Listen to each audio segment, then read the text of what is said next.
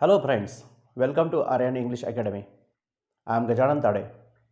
मागील व्हिडिओमध्ये आपण टेन्सचे प्रकार, त्याचप्रमाणे टेन्सचे रूल आणि उदाहरणे, त्याचप्रमाणे व्हर्बचे 4 फॉर्म्स बघितले होते. आज आपण टेन्सची प्रॅक्टिस या ठिकाणी करणार आहोत. हे संपूर्ण सेशन जे आहे हे प्रॅक्टिस बेस्ड सेशन असणार आहे. त्यामुळे ज्या मुलांनी मागील व्हिडिओ बघितला नाही त्यांनी सुरुवातीला तो व्हिडिओ बघून घ्या, तेव्हाच तुम्हाला आजचं हे सेशन चांगल्या प्रकारे समजू शकेल. चला तर बघूया टेन्स. आजच्या ह्या सेशनमध्ये आपण टेन्स ओळखणे, त्याचप्रमाणे एका टेन्समधून दुसऱ्या टेन्समध्ये वाक्य परावर्तित करणे हा पूर्ण भाग इथे अभ्यासणार आहोत. सुरुवातीला पहिला क्वेश्चन आपण जो घेतला आहे तो आहे find out tenses of the following sentences. खाली काही वाक्य दिले आहेत, या वाक्यांचे टेन्स आपल्याला ओळखायचे आहेत. आता या ठिकाणी जे वाक्य आहेत त्यांचे टेन्स ओळखताना काही मुलांना असं वाटेल की या ठिकाणी बरेचसे लांब लांब वाक्य इथे दिलेले आहेत आणि या वाक्यांचे टेन्सेस नेमके ओळखायचे कसे. पण हे अगदी सोपं आहे. जसं आपण मागच्या सेशनमध्ये बघितलं होतं की टेन्समध्ये जो बदल होतो तो फक्त व्हर्बमध्ये होतो. सब्जेक्ट आणि ऑब्जेक्ट ह्या दोन्ही गोष्टी ह्या कॉन्स्टंट असतात. त्यामुळे फक्त जर आपण व्हर्बवर कॉन्सन्ट्रेट केलं तर निश्चितपणे आपल्याला टेन्स सहज ओळखता येईल. चला तर सुरुवात करूया आपण या वाक्यांना चे टेन्स फाइंड आउट करणं. आता सुरुवातीला तुम्ही हे सेंटेन्सेस एकतर नोट डाऊन करा किंवा याचा स्क्रीनशॉट घ्या, म्हणजे तुम्हाला हे लिहिता येतील. कारण एकदा आपण याची प्रॅक्टिस सुरू केली की बऱ्याच ठिकाणी काही इथे लिहिलं जाईल आणि मग तुम्हाला हे वाक्य व्यवस्थित लिहिता येणार नाही. मी एक सेकंद बाजूला होतो, तोपर्यंत तुम्ही याचा स्क्रीनशॉट घ्या किंवा हे वाक्य तुम्ही नोट डाऊन करा पॉज करून.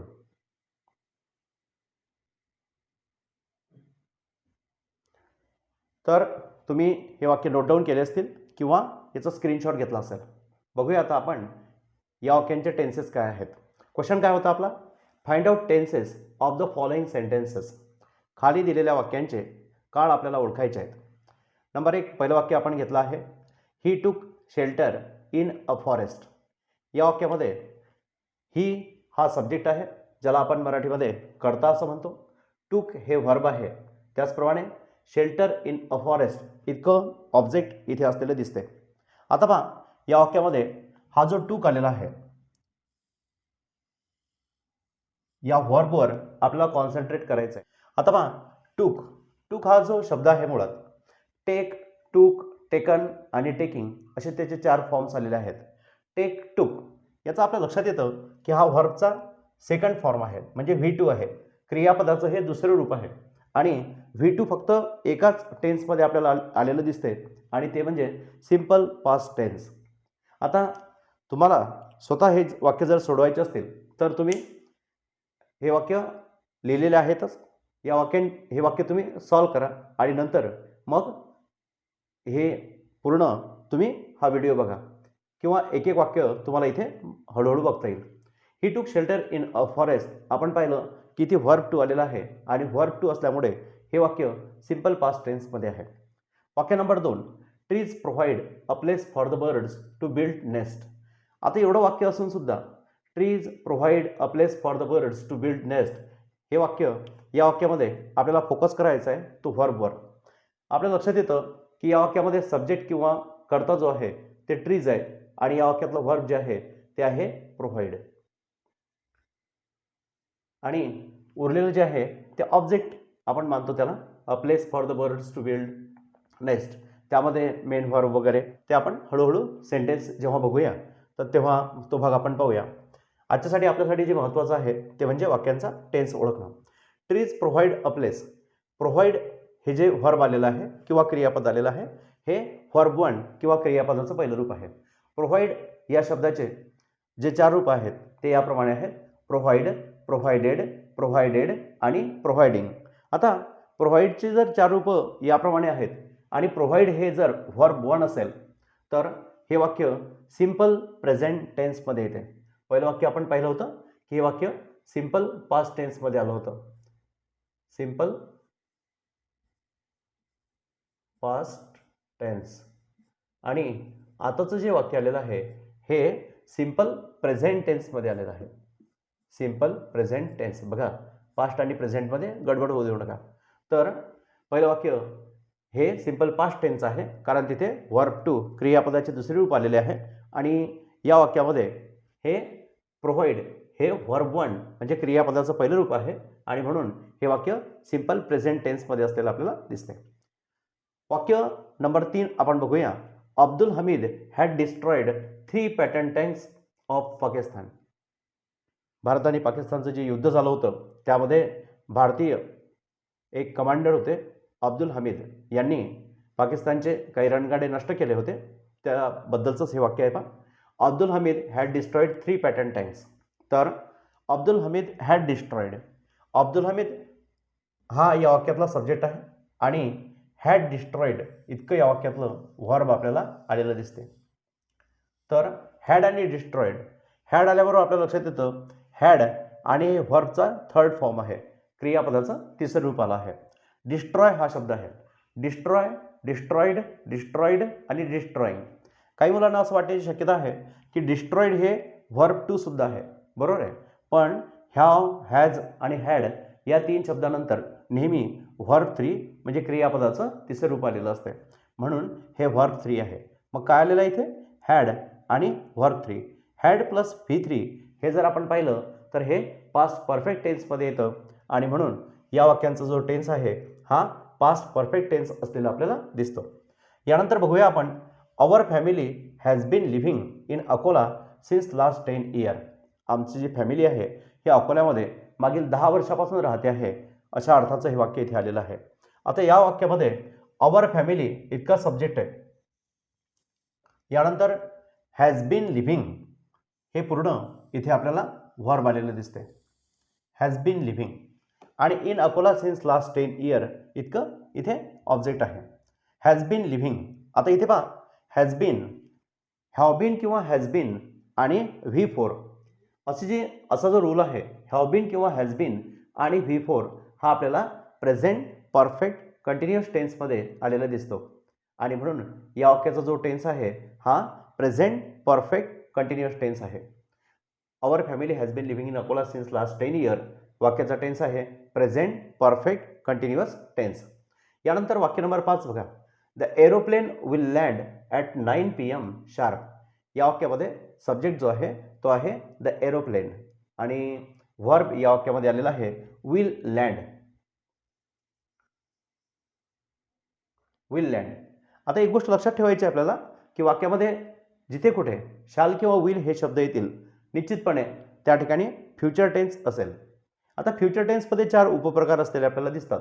मग फ्युचर टेन्सचा कोणता प्रकार हा आहे? तर द एरोप्लेन विल लँड, शाल किंवा विल आणि लँड, लँडेड, लँडेड, लँडिंग असे 4 फॉर्म्स आहेत. Land, landed, landed, landing. मग हा जर लँड हा V1 आहे, व्हर्ब 1 आहे, तर शाल किंवा विल आणि V1 म्हणजे क्रियापदाचे पहिले रूप हे आपल्याला सिंपल फ्युचर टेन्समध्ये आलेले दिसते. याचा अर्थ या वाक्याचा काळ आहे सिंपल फ्युचर टेन्स. तर हा सिंपल फ्युचर टेन्स आहे. एक शॉर्टकटमध्ये मी इथे लिहिलं आहे सिंपल फ्युचर टेन्स असलेला आपल्याला दिसतोय. हळूहळू तुमच्या लक्षात येत चाललं असेल की वाक्यातला सुरुवातीला आपल्याला सब्जेक्ट शोधायचा आहे आणि त्यानंतर व्हर्ब शोधायचा आहे. फक्त ज्याप्रमाणे अर्जुन त्या पक्षाच्या डोळ्यावरच लक्ष केंद्रित करायचं, त्याप्रमाणे आपल्याला इथे या फक्त व्हर्बवर लक्ष केंद्रित करायचं आहे, म्हणजे पटकन आपल्याला टेन्स ओळखता येईल, आपला वेळ जाणार नाही. वाक्य नंबर 6 आपण बघूया. Mister Govind Ram was hiding in Pimpalnagar bank. आता इथे पहा, या वाक्यामध्ये मिस्टर गोविंदराम हा सब्जेक्ट आहे आणि वॉज हायडिंग हे या वाक्यामध्ये आलेलं व्हर्ब आहे. Was hiding. आता इथे पहा, वॉज किंवा वेअर आणि V4 म्हणजे क्रियापदाचे चौथे रूप आपल्याला आलेले दिसते. वॉज किंवा वेअर आणि V4 ही जी रचना आहे ही पास्ट कंटिन्युअस टेन्सची आहे. पास्ट टेन्स वॉज निश्चितपणे पास्ट टेन्समध्ये आहे. वॉज आणि V4 मग ही पास्ट कंटिन्युअसची रचना आहे. मग या वाक्याचा जो टेन्स आहे हा आहे पास्ट कंटिन्युअस टेन्स. हा पास्ट कंटिन्युअस टेन्स आहे.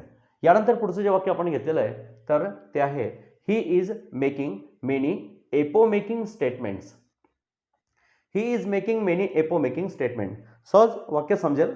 या वाक्यामध्ये जो सब्जेक्ट आलेला आहे तो आहे ही. यानंतर व्हर्ब आलेला आहे इज मेकिंग. व्हर्ब ओळखलं की दुसरं काम, पहिलं काम आपलं असतं की वाक्याचं व्हर्ब ओळखणं. आणि व्हर्ब आपण एकदाचं ओळखलं की त्यानंतर येतं की ते कुठल्या रूलमध्ये ते वाक्य बसते.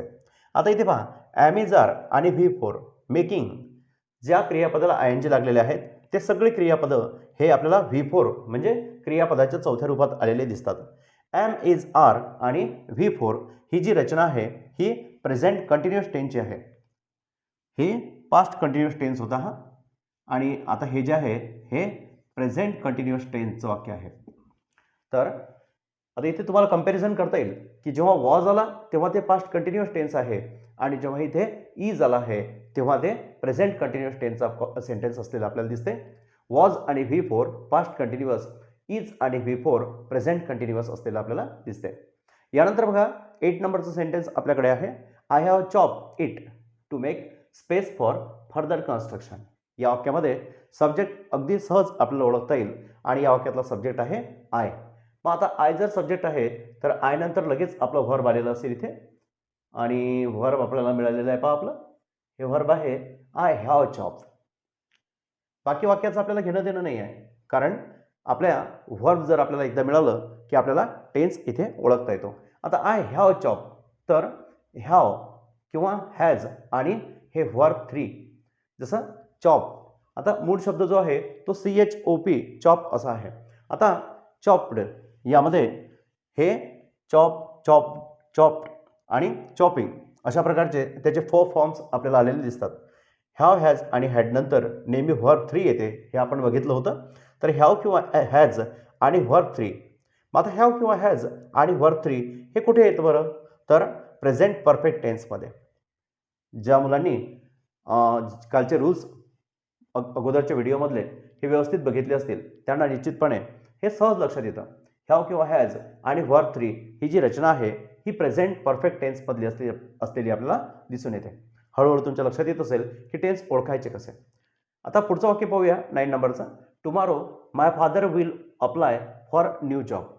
या वाक्यामध्ये टुमारो इथे माय फादर हा सब्जेक्ट आहे आणि विल अप्लाय हे या ठिकाणी आलेलं आपल्याला वर्ब दिसते. Will apply. तर पहा, आता आपण अगोदरच पाहिलं होतं की वाक्यामध्ये शाल किंवा विल जेव्हा असेल तेव्हा फ्युचर टेन्स असतो. विल आणि अप्लाय हे व्हर्ब 1 आहे. आता व्हर्ब 1 का आहे? तर अप्लायचे जे 4 फॉर्म्स आहेत ते आहे अप्लाय, अप्लाइड, अप्लाइड आणि अप्लाइंग. तर शाल किंवा विल आणि व्हर्ब 1. तर ही जी रचना आहे, हा जो रूल आहे हा आपला सिंपल फ्युचर टेन्सचा रूल आहे. सिंपल फ्युचर टेन्स इथे असलेला आपल्याला दिसतोय आणि म्हणून आपण इथे लिहूया सिंपल फ्युचर टेन्स. मुलांनो, हा सिंपल फ्युचर टेन्स आहे. बाय द नेक्स्ट, आता पुढचं वाक्य आहे 10 नंबरचं. By the next week I will have finish my assignments. By the next week I will. आता इथे आय हा सब्जेक्ट आहे आणि यानंतर आलेलं विल हॅव फिनिश हे इथे आपल्याला आलेलं वर्ब असलेलं दिसून येते. आता आपल्याला माहिती आहे विल आला आहे म्हणजे फ्युचर टेन्स इथे आहे आणि फ्युचर टेन्स जेव्हा इथे आहे तेव्हा फ्युचर टेन्सच्या 4 प्रकारापैकी कोणता तरी एका प्रकारामध्ये हे वाक्य असणार. मग विल हॅव किंवा शाल हॅव, विल किंवा शाल आणि हॅव आणि व्हर्ब 3 ही जी रचना आहे ही फ्युचर परफेक्ट टेन्सची आहे. मग फ्युचर परफेक्ट टेन्स या वाक्यामध्ये असलेला दिसून येतो. पुन्हा आपण शांततेने बघूया एकदा. शाल किंवा विल, शाल oblique will plus have plus verb 3 या वाक्यामध्ये असलेलं आपल्याला दिसतंय. तर व्हर्ब 3 कसं? याचं मूळ रूप जे आहे ते फिनिश आहे. फिनिश, फिनिश्ड, फिनिश्ड आणि फिनिशिंग असे 4 फॉर्म्स याचे आपल्याला असलेले दिसून येतात. मग बघूया आपण की विल आणि हॅव आणि व्हर्ब 3. विल, हॅव, V3 ही रचना ही फ्युचर परफेक्ट टेन्सची आहे आणि म्हणून या ठिकाणी फ्युचर परफेक्ट टेन्स आपल्याला आलेला दिसून येतो. यानंतर पुढचं वाक्य आहे he gave and excellent and appealing finish. हे वाक्य अगदी सोपं असं वाक्य आहे. पहा, आपल्या नित्य परिचयातलं इथे व्हर्ब आलेलं आहे. पहा, ही हा सब्जेक्ट इथे आहे आणि यानंतर आलेला हे गेव जे आहे हे व्हर्ब आपल्याला असलेलं दिसते. आपल्याला माहिती आहे की गिव, गेव, गिव्हन आणि गिव्हिंग असे 4 फॉर्म्स या व्हर्बचे असलेले दिसतात. तर गेव हे व्हर्ब टू आहे आणि V2 ही जी रचना आहे ही सिंपल पास्ट टेन्सची आहे आणि म्हणून या वाक्यामध्ये सिंपल पास्ट टेन्स असलेला आपल्याला दिसतोय. तुमच्या लक्षात येत असेल की हे सर्व पाहण्यासाठी अगोदरचा व्हिडिओ पाहणं किती आवश्यक होतं. निश्चितपणे तो व्हिडिओ जर तुम्ही पाहिला असेल तर हे वाक्य तुम्हाला अजिबात कठीण जाणार नाहीत. पुढचं 12 नंबरचं सेंटेन्स आपण पाहूया. PV Sindhu was suffering from waist pain. आता या वाक्यामध्ये सब्जेक्ट आपला आहे PV सिंधू, यानंतर व्हर्ब आलेला आहे वॉज सफरिंग. आपले जे मुख्य काम असते ते व्हर्ब सोबत असते आणि वाक्यामध्ये व्हर्ब आलेला आहे वॉज सफरिंग. आता वॉज हा शब्द पाहिल्यावरच आपल्या लक्षात येतं की हा पास्ट टेन्स आहे. वॉज वेअर आणि हे V4 आहे.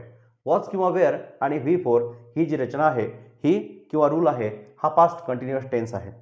आपल्या आपण पास्ट टेन्सचे जे रूल लिहिले होते त्यामध्ये वॉज वेअर आणि V4 ही रचना पास्ट कंटिन्युअस टेन्सची असलेली आपल्याला दिसून येते आणि म्हणून आपण इथे लिहूया past continuous tense. Past continuous tense आहे पहा, ज्याला आपण अपूर्ण भूतकाळ असे म्हणतो. यानंतर 13 नंबरचं सेंटेन्स इथे आहे आणि ते असं आहे पहा. They were enjoying the rain and laughing joyously. वरचं वाक्य पाहिल्यानंतर अगदी सहज पहिल्या तुमच्या लक्षात आलं असेल की वाक्य कुठल्या टेन्सचं आहे, कारण एक तिथे वेअर आलेला आहे आणि नंतर व्हर्ब 4 आलेला आहे. आलं आहे लक्षात?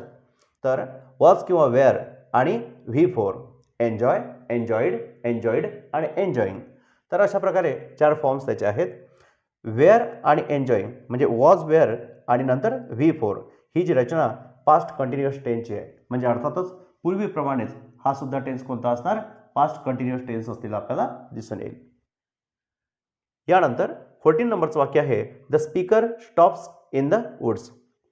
तर ही अतिशय प्रसिद्ध अशी कविता आहे. त्या कवितेमधलं हे वाक्य आहे. The speaker stops in the woods. The woods are lovely dark and deep but I have to go miles away before I sleep, before I sleep. ही जी एक फार प्रसिद्ध अशी कविता आहे, तर त्या कवितेमधलं हे एक सेंटेन्स आपण इथे घेतलेलं आहे. The speaker stops in the woods. या वाक्यामध्ये द स्पीकर हा सब्जेक्ट आहे आणि त्यानंतर आलेलं हे स्टॉप्स जे आहे हे स्टॉप्स इथे व्हर्ब असलेलं आपल्याला दिसते.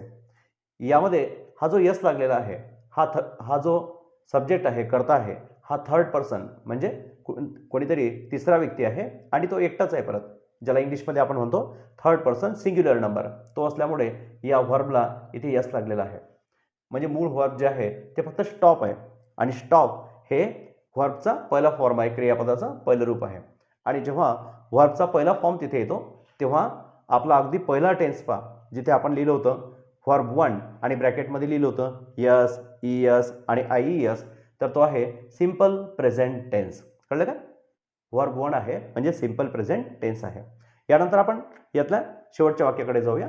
The poet uses this figure to explain his ideas. The poet uses, पुन्हा अगदी वरच्या वाक्यासारखंच वाक्य आपल्याला असलेलं दिसतं. या ठिकाणी सब्जेक्ट जो आलेला आहे तो पोएट आहे आणि यानंतर व्हर्ब जे आलेलं आहे ते युजेस आहे.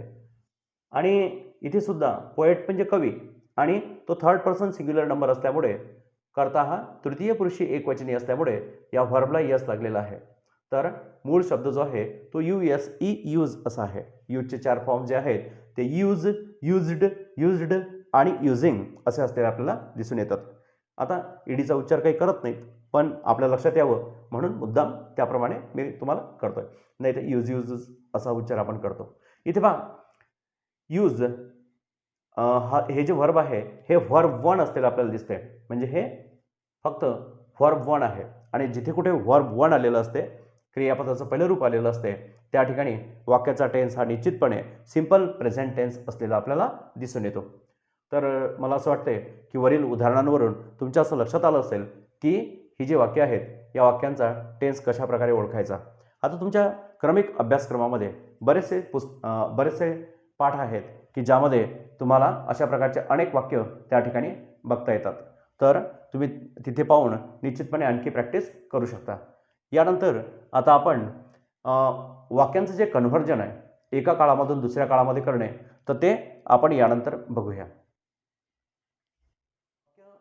वाक्यातील टेन्स ओळखल्यानंतर आता आपण दिलेल्या वाक्यांचे टेन्स परावर्तित करणार आहोत, म्हणजे टेन्समध्ये बदल करणार आहोत. क्वेश्चन आहे, डू ॲज डायरेक्टेड, सूचनेप्रमाणे करा. एक सेंटेन्स दिला आहे पहा, आय राईट अ लेटर. मुद्दामच एक सोपं वाक्य मी इथे घेतलेलं आहे आणि या वाक्याचं रूपांतर सिम्पल पास्ट टेन्समध्ये करायचं आहे. सुरुवातीला आपण पाहूया की आय राईट ए लेटर या वाक्यामधलं व्हर्ब कोणतं आहे. तर सहजच आपल्या लक्षात येतं की आय हा सब्जेक्ट आहे आणि राईट हे या वाक्यातील व्हर्ब आहे. मग आता राईट हे व्हर्ब 1 म्हणजे क्रियापदाचं पहिलं रूप आहे. सिम्पल पास्ट टेन्समध्ये व्हर्ब 2 म्हणजे क्रियापदाचं दुसरं रूप येतं. मग आपण काय करणार, फक्त तेवढाच बदल तिथे करूया. आय राईटचा बदल होईल रोट. I wrote a letter. तुम्ही पहा या वाक्यात आपण काय केलेलं आहे की राईट हे व्हर्ब 1 काढलं आणि तिथे आपण व्हर्ब 2 म्हणजे क्रियापदाचं दुसरं रूप घेतलं. एवढाच बदल आपण इथे केलेला आहे आणि आपलं हे वाक्य सिम्पल पास्ट टेन्समध्ये आलेलं आहे. हे दुसरं सेंटेन्स पहा, इथे आपण घेतलेलं आहे Dhira polishes shoes for a living. आता ज्याप्रमाणे टेन्स ओळखताना आपण व्हर्ब बघत होतो, त्याचप्रमाणे या वाक्यामध्ये व्हर्ब कुठला आहे ते आपल्याला पाहावं लागेल. धीरा हा सब्जेक्ट आहे आणि या वाक्यामध्ये जे व्हर्ब आला आहे ते आहे पॉलिश. थर्ड पर्सन असल्यामुळे ES लागलेला आहे. मूळ व्हर्ब मात्र पॉलिश आहे. पॉलिशचे जे 4 फॉर्म्स आहेत ते पॉलिश, पॉलिश्ड, पॉलिश्ड, ED आणि पॉलिशिंग असे येतात. वाक्य करायचं आहे सिम्पल फ्युचर टेन्समध्ये. सिम्पल फ्युचर टेन्समध्ये काय येतं, एक तर शाल किंवा विल आणि वर्ब 1 अशी याची कन्स्ट्रक्शन आहे. मग आपण पाहूया ॲन्सर लिहूया याचं नेमकं काय होतं. तर इथे आपण लिहिलं धीरा. धीरानंतर आपण घेऊया विल. आय, वी, यानंतर आपण शॉल घेतो. यानंतर धीरानंतर मात्र आपण विल घेतो. धीरा विल यानंतर व्हर्ब 1 पाहिजे आणि मूळ व्हर्ब आहे पॉलिश. उत्तर आहे धीरा विल पॉलिश. आणि हे बाकीचं वाक्य जे आहे ते आता आपल्याला ॲज इट इज जसं दिलं आहे तसंच लिहिता येईल. Shoes for a living. तर या वाक्यामध्ये आपण बदल केला आहे. पॉलिशच्या ठिकाणी आपण फक्त विल पॉलिश घेतलेलं आहे. तुमच्या लक्षात येत चाललं असेल की मूळ जे व्हर्ब दिलं आहे ते व्हर्ब चेंज करून सांगितलेल्या काळामधलं व्हर्ब आपल्याला तिथे प्लेस करायचं आहे, म्हणजे त्या टेन्समध्ये काय होतो, बदल होतो. मग आता या वाक्यामध्ये temperature has affected the climate या वाक्यामध्ये जे व्हर्ब आला आहे ते आपल्याला काढायचं आहे आणि तिथे आपल्याला काय लिहायचं आहे, हॅड प्लस V3. मग काय येईल इथे आपलं वाक्य, उत्तर येईल टेम्परेचर यानंतर हॅड यानंतर verb 3 affect, affected, affected, affecting. पुन्हा इथे आलाय अफेक्टेड द क्लायमेट. आपल्याला दिलेलं व्हर्ब काढून आपल्याला हवं असणारं व्हर्ब या ठिकाणी प्लेस केलं की आपलं काम झालं. आपल्याला पाहिजे त्या टेन्समध्ये आपल्याला वाक्य चेंज करता येते, परावर्तित करता येते. यानंतर पुढचं वाक्य जे आहे ते आपण घेतलेलं आहे childrens are playing on the ground. Childrens are playing on the ground या वाक्यामध्ये सब्जेक्ट किंवा कर्ता जो आला आहे तो आहे चिल्ड्रन्स आणि या वाक्यातला व्हर्ब आहे आर प्लेइंग. जेव्हा आपण या वाक्याचा काळ बदलतो किंवा टेन्समध्ये चेंज करतो तेव्हा आपल्याला हे व्हर्ब काढायचं आहे. कुठल्या याच्यामध्ये करायचं आहे, पास्ट परफेक्ट कंटिन्युअस टेन्समध्ये. पास्ट परफेक्ट कंटिन्युअस टेन्सचा जो रूल आहे तो आहे हॅड बीन प्लस V4. आता आपल्याला फक्त इथे हॅड बीन आणि V4 घ्यायचं आहे. इथे काय येणार, चिल्ड्रन हॅड बीन आणि नंतर येईल playing. Children had been playing on the ground. अशा पद्धतीने हे वाक्य आपल्याला चेंज करता येईल. तुम्ही पाहू शकता इथे की मूळ वाक्यामध्ये आर प्लेइंग असं होतं आणि आता इथे हॅड बीन प्लेइंग आलं आहे, कारण आपण वाक्य पास्ट परफेक्ट कंटिन्युअस टेन्समध्ये केलेलं आहे. यानंतर हे 5th नंबरचं वाक्य आपण घेतलं आहे वी कॉल्ड हिम चिंटू. या वाक्याला आपल्याला पास्ट कंटिन्युअस टेन्समध्ये चेंज करायचं आहे. आता मूळ वाक्यामध्ये जे व्हर्ब आलेलं आहे ते आहे कॉल्ड, आणि हे कॉल्डचे जे 4 फॉर्म्स आलेले आहेत व्हर्बचे ते कॉल, कॉल्ड, कॉल्ड आणि कॉलिंग असे आहेत. आता आपल्याला वाक्य जेव्हा पास्ट कंटिन्युअस टेन्समध्ये करायचं आहे, पास्ट कंटिन्युअस टेन्सचं जे रूल आहे तो आपल्याला माहिती आहे, एकतर वॉज किंवा वेअर आणि V4 असा तो रूल आलेला दिसते. यासाठी हे वाक्य चेंज करताना रूल्स माहीत असणं अत्यंत आवश्यक असते आणि अतिशय साधी सोपी गोष्ट आहे ती. इथे पहा, आपण वाक्याचा पास्ट कंटिन्युअस टेन्समध्ये करूया. वी हे प्ल्युरल आहे, म्हणजे अनेक वचन आहे. वी म्हणजे आम्ही एकापेक्षा जास्त व्यक्ती असतात. आम्ही यानंतर वॉज येत नाही, कारण वॉज एक वचनानंतर येते. मग आपण इथे घेऊया वेअर, वी वेअर.